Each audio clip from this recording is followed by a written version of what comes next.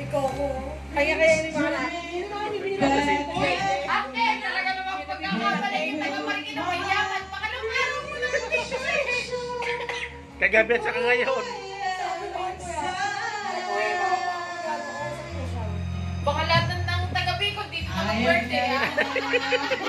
In a world where I have to hide my heart Tataas ata. and what I believe in, but somehow Picture daw tayo. Dek! Tayo tayo din. Para nga siya. Ano, dito ba kayo mga kuya?